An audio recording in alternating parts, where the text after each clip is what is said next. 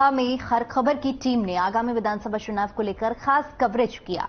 वहां के सरपंच और नागरिकों से चुनाव के संबंध में चर्चा की है। आइए आपको सुनाते हैं। नमस्कार, हर खबर के साथ मैं हूं हरीश मारवा। आज कोटा विधानसभा के नवापारा में है।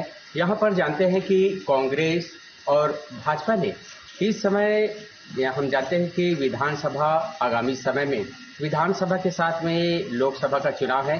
किस तरह से तैयारियां चल रही है, किन नेताओं को पसंद किया जा रहा है, आइए इनका हम सुनते हैं। हमारे बीच में पार्षद महोदय हैं जो कि वार्ड नंबर 10 है रतनपुर के, साथ ही जनपद सदस्य प्रतिनिधि है भानु प्रताप कश्यप जी, और अन्य हमारे जो बुजुर्ग हैं उनकी राय लेते हैं कि किस तरह से आगामी जो चुनाव है उनमें जनता की प्रतिक्रिया किस तरह की हो सकती है। नाम बताइएगा। भागवत प्रसाद मधुकर। अच्छा, कहाँ रहते हैं? Ratanpur, ward number 10 Navapara. ये बताइएगा कि आगामी समय में जो विधानसभा चुनाव है इसकी तैयारियां किस तरह से चल रही है, क्या प्रतिक्रिया जनता की इसमें देखा जा रहा है? अब हम लगातार विधायक बनाए हैं रेणु जोगी को, लेकिन चुनाव के बाद उनका दर्शन नहीं मिलता। अच्छा, और किसी प्रकार की, अब गरीब परिवार रहते हैं यहाँ, किसी प्रकार की कोई काम आ जाता है तो उनको ढूंढना पड़ता है, फिर भी बड़ा मुश्किल हो जाता है काम करवाना। तो इसके लिए क्या क्या समस्याएं आ जाती हैं? इसके लिए एक तो जो भी क्षेत्रीय विधानसभा कोटा का विधायक बने उन्हें खासकर पब्लिक को खास टाइम देना चाहिए। रतनपुर में हेडक्वार्टर रखना चाहिए एरिया के आम जनता के लिए, ताकि काम और शिकायत सुचारू रूप से सब हो सके। जी।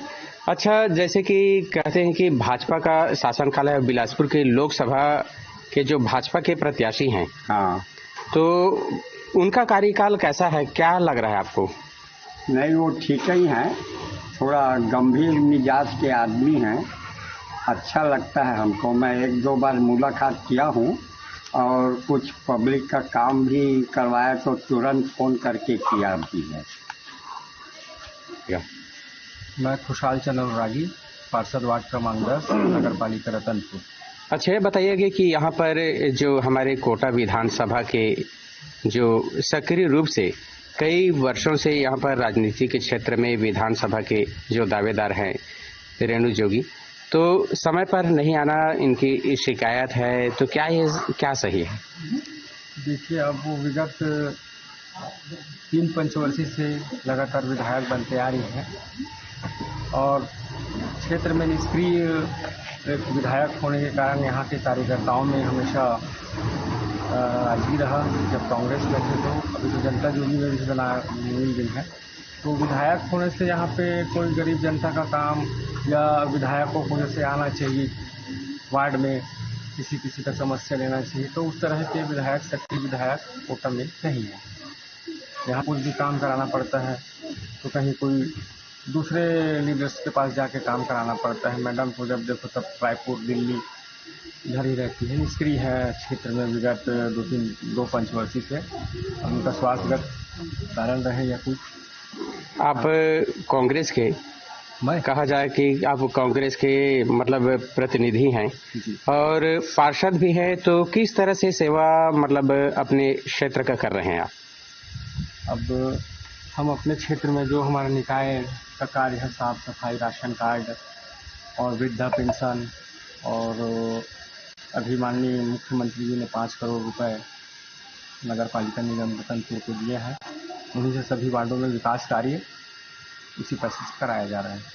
अभी कहा जा रहा है कि सबसे महत्वाकांक्षी जो योजना है कि नरवा, गरुआ, घोरुआ, बाड़ी, इसके द्वारा रोजगार उपलब्ध हुआ है, महिलाओं को रोजगार मिला है और इसमें कई तरह की खामियां भी बताई जा रही हैं। आपका क्या कहना है? मेरा ये कहना है कि ये जो सरकार जो योजना चला रही है ये बहुत ही अच्छा योजना है, जिससे कि गरीब ग्रामीणों को आर्थिक आय की वृद्धि हो रही है। जैसे कि गोबर सरकार खरीद रही है, 4 रुपये 5 रुपये किलो के दर से गोबर और गौमूत्र, ये सब शासन एक आम किसान से खरीद ली है तो उससे भी बहुत आर्थिक स्थिति से किसान स्ट्रांग हो रहे हैं उससे, कि उनको गोबर से फायदा हो रहा है, गौमूत्र से फायदा हो रहा है, और नरवा गरवा घुरवाबाड़ी के तहत जो शासन योजना चला रहा है उससे गांव के लोगों को लाभान्वित तो हो रहा है। भानु प्रताप कश्यप, कृषि सभापति प्रतिनिधि जनपद पंचायत कोटा। जनपद क्षेत्र क्रमांक 12 प्रतिनिधि होने के नाते कोटा विधानसभा में अभी तक के जो विधायक बने हैं 3 पंचवर्षीय से हैं श्रीमती रेणु जोगी, उनके पति प्रथम मुख्यमंत्री रहे स्वर्गीय अजीत जोगी। जब अजीत जोगी थे तब वह सक्रिय थे और उसके बाद अभी तक निष्क्रिय देखा जा रहा है। स्वास्थ्यगत भी एक कारण है, दूसरा उनका भी इस क्षेत्र में रहना नहीं हो रहा है।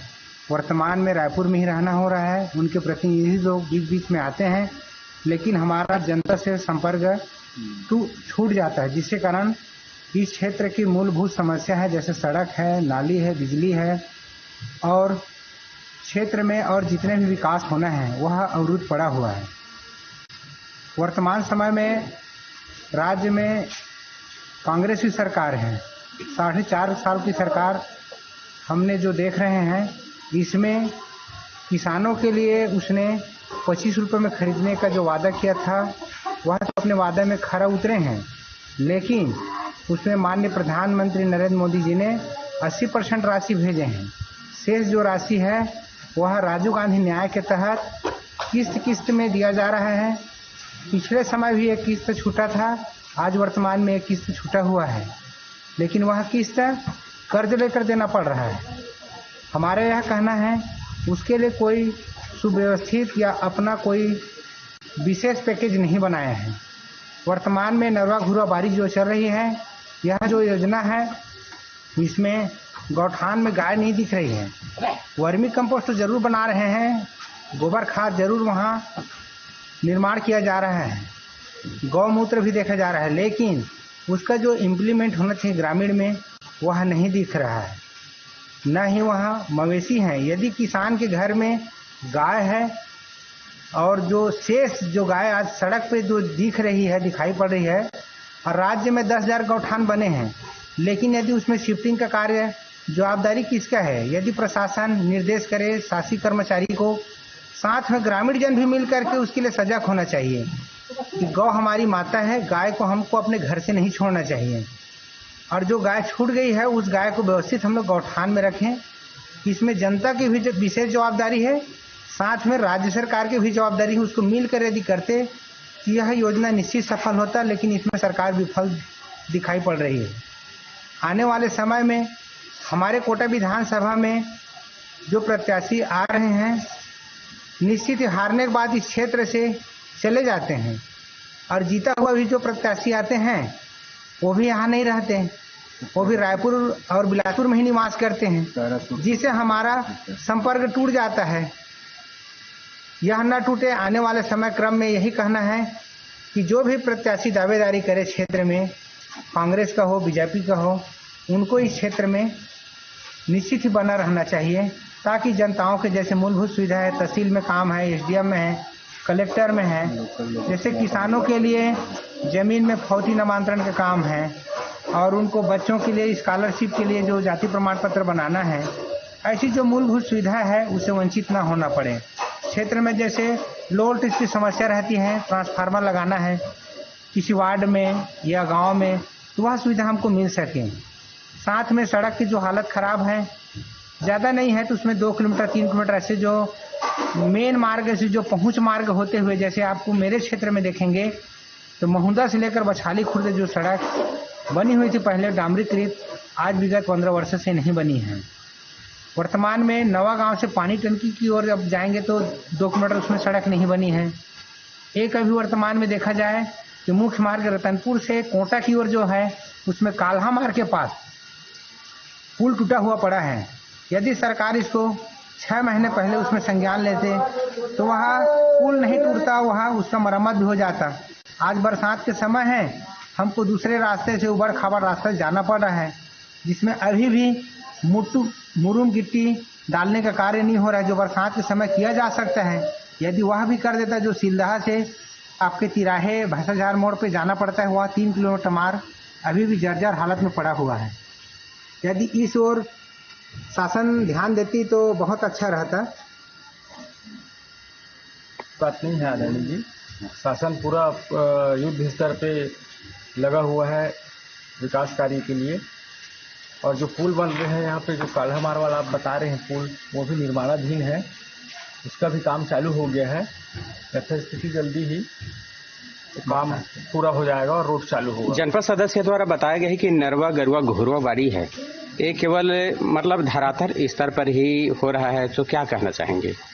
नहीं, ऐसा नहीं है। नरवा गरुआ घुरवा बाड़ी में थोड़ा सा निगरानी समिति है, जो पंचायत के सरपंच उप सरपंच, इनको थोड़ा विशेष रूप से इसमें ध्यान देना चाहिए। और जो गांव की महिला समिति जैसे समूह है, उनको एक जवाबदारी देना चाहिए। तो इससे गौठान का देख रेख और जो चारा का गाय तो रख सकते हैं सभी, थोड़ा सा चारे की व्यवस्था अच्छे से हो जाए तो इसमें सुचारू रूप से बढ़िया व्यवस्थित होगा और गांव ग्राम के लोगों को भी कहीं ना कहीं फायदा मिलेगा इसमें। मोर नाम रामखिलावन अनुरागी है। मैं रतनपुर नगर पंचायत के वार्ड नंबर 10 ग्राम नवापारा में रहता हूँ। मैं एक छोटा सा किसान हूँ।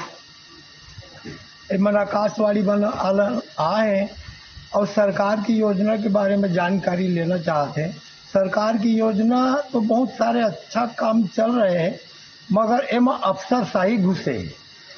जो सरकार नियम बनाते वो क्रियान्वित नहीं हो पाते। बहुत सारे ऐसे योजना है जो उनका सही ढंग से अधिकारी मन क्रियान्वयन नहीं कर सके, पब्लिक के बीच बने ही जाते हैं, कुर्सी में बैठे बैठे वहाँ आदेश फरमाते। उदाहरण के लिए अन्य राज्यों में जो सामाजिक सुरक्षा पेंशन योजना है वो हजार रुपया है। छत्तीसगढ़ में मात्र 350 रुपया। 350 रुपये में क्या हो सकता है गरीबों का भाई? ये सोचने की बात है। यह लिपा पोता घूरा कार्यक्रम जो है, अब ये जानवर जो इतना छुट्टा है, एक जवाबदारी सरकार के। सरकार अपन नुमाइंदा प्रस्तुत करे और वो सब कर सकलवावे। जैसे नगर निगम बिलासपुर में होते, ओकर नगर निगम के कर्मचारी मन सब जानवर कर ले की इकट्ठा करे, कहाँ करती बोला वही मन जाने। हर ग्राम पंचायत में एक ठो कांजी हाउस होए, जौन किसान के फसल का जौन गरुआ नुकसान करते ओला कम से कम कांजी हाउस में तो लेके रखे। एक कांजी हाउस का बंद कर दे। कांजी हाउस व्यवस्था ही नहीं है। मजबूरन का करे, किसान है गरुआ का। गांव में कोई चरवाहा नहीं मिले, राउत छोड़ दी। अब गरुआ है तो जबरदस्ती गाड़ी में भर के एती ले जाते, ओती ले जाते, छोड़ती कोनो गरुआ फिर आ जाते। अच्छा, कह जाते हैं कि मुख्यमंत्री साहब भूपेश बघेल हर कई प्रकार के किसान मन बर योजना लागू करे है, वो हर कतेक अच्छा है? वो योजना तो बहुत बढ़िया है, लागू करे, मगर क्षेत्र में फील्ड में वो ठीक से क्रियान्वयन नहीं हो पा रहे। योजना तो बहुत बढ़िया एक भूपेश सरकार के, बहुत सारे योजना भूपेश सरकार करते, मगर गांव में किसान मन का बतावा कौन, वो लागू कौन करे? ये जवाबदारी भी तो सरकार का होना चाहिए, निरीक्षण होना चाहिए सरकार के मां। अच्छा, माननीय प्रधानमंत्री के रेडियो से या टीवी के माध्यम से मन की बात कार्यक्रम होते हैं, तो आप मन सुना का? मैं नहीं सुने है को मरतबे प्रधानमंत्री जी के। प्रधानमंत्री जी को मैं एक ही बात में धन्यवाद देना चाहता हूँ।